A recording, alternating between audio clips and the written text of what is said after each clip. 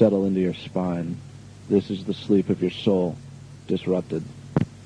This is a celebration of the black, of the dark-hearted and mean-spirited, the destructive, powerful. These are the forces which inhabit our world.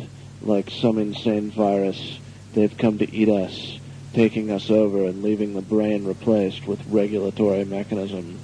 We are the ultimate sheep, in that we are not ignorant, but we choose to be ignorant. We are not stupid, but we choose to be stupid. And we are not of a herd mentality by nature, but we choose to cling to that excuse for our own failure. This is a world without an apocalypse. Nothing means anything here. In the fear of the abstract form of death, people have removed all value, all creation, all beauty, hope, potential, and ambiguity from the earth, and have made it a giant machine. Now in its perfection, it may slowly run down, while we celebrate the edge of apocalypse, the desire for death that is ours alone, as humans, as intelligent animals, as the psychopathic personalities that we are. We deserve this corruption. You want to have a life. You wish to be alive. You are not afraid of death, for death is already with you. The others, they hide their death, and they are not as fortunate, for in the end they are condemned to being truly the walking dead, acting out the rituals of a society whose meaning is long forgotten and corrupted. It is time for destruction. We are the warriors of a new world. Our goal is to reduce value in this world to absolute zero, to freeze everything where it would be if all process stopped, destroyed, to be recreated in the image of evil, to experience something more for what it is in learning, and having conquered it, or having been conquered and created from the aftermath. It is inspiration. This is where you learn the values of drifting and of overcoming your shell. True hate and immaculate blackness from the masters of darkness and destruction. We're used to the brutality. We've accepted it as a fact of life. Now we're looking for something a little bit more entertaining. Our caprice is worthy, though. The amount of offensive material in our world is overpowering. Destruction everywhere, corruption everywhere. And everywhere you go, humans enslaved by their own foolishness. So what to do? Dance in the heavens and burn in hell. Project this into your brain, whereas a virus, it can take the place it rightfully should next to your heart. Attribute to sacrifice and the worthlessness of death. We are the sources of satanic might in this world.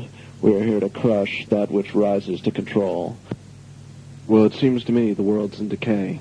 It's like every day we're battling our urge to give up.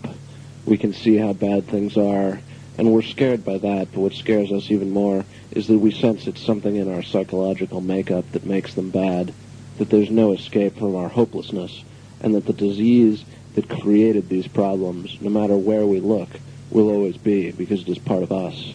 We fear we're infected. The only possible element that introduces that infection is the same thing that defines ourselves. We are sick and corrupted, and we know of our weakness. There are two ways to turn. One is to turn away, and the other way is to look through the portals of darkness into the abyss and beyond. We must reach out past the barriers of gravity which bind us to a planet we find forsaken. We must reach forward in desire and lust to create and live rather than to be obsessed by our darkness. Darkness is the portal, the gateway, and the entrance to pain and beauty in the world beyond. The Garden of Eden is in flames. It died with our childhood as a species, and it has died with our hope. But there is hope for the future, so we carry on.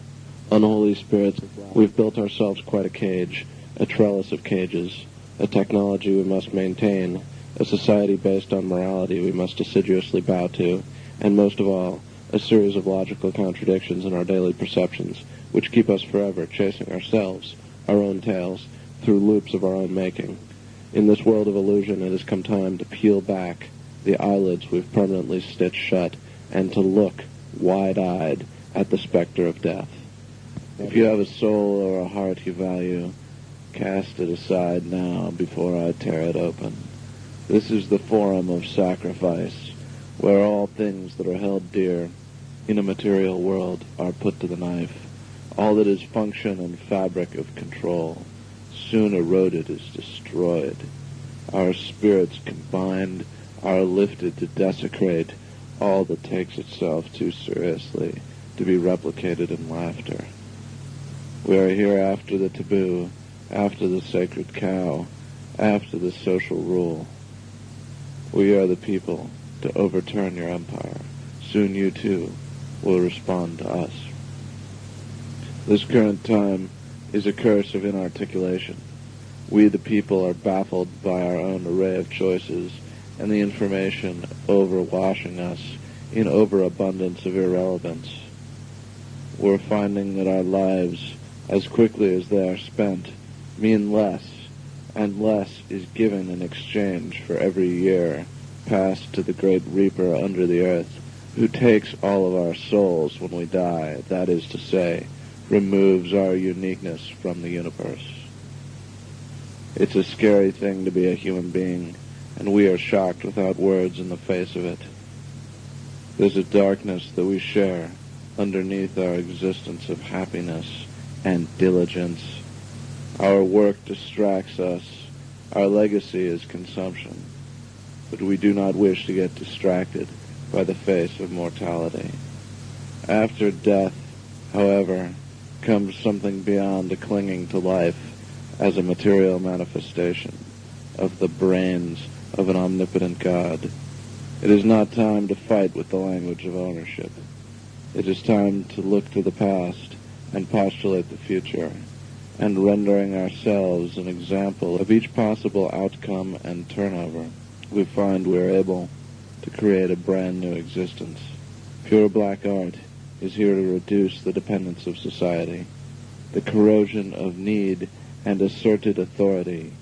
A dominion is a sickness we can live without, is the fever that comes before the great purging of life, presenting what's darker than blackness, the true abyss of all conventional soul grounding in the materialist ethics of normalcy.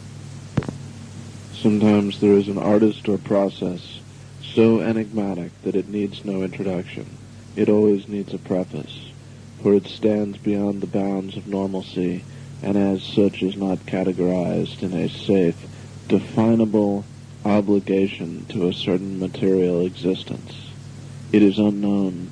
It is not of this world.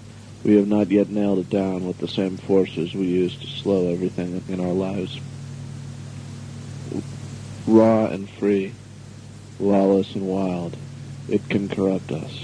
Here, with a message of unhope in a hopeless world where against the grain you tread in a desperate belief that you can achieve some form of transcendence by moving beyond the material shock fear of the world. But there is a catch. The world also is an aged place, whose orders reflect one another. Their ancient wisdom is shared in a language only understood by the dead. And so, at the edge of this millennium, we human beings find ourselves ready once again to be a sacrifice in the death we've created for ourselves of the human being.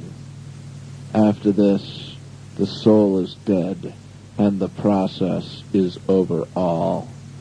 As a result, the ages following will not have history, only continuity. So worship with me this dark hole of nothingness, this potential in being that is punched through being, the transcendence of death, and the acceptance of life. That is our reward in itself. Reward. Straight from the pits of our black souls. If you haven't been sodomized, it's because you're already numb. You've joined the legion of droids. They march on, they do, they breed, they talk, they sing, but all of their joys are fake, seen in the mirror and taken for real. Because you convince others, you must also know. What a paranoid world we've wrapped ourselves in. where we all must pretend and keep up defenses to maintain our pretense, so that we do not realize at the pit of our justification we are denying death by denying our animal soul, distancing ourselves from nature and the laws of death. We have become these oblivious, modern, plasticized heads of talking importance only.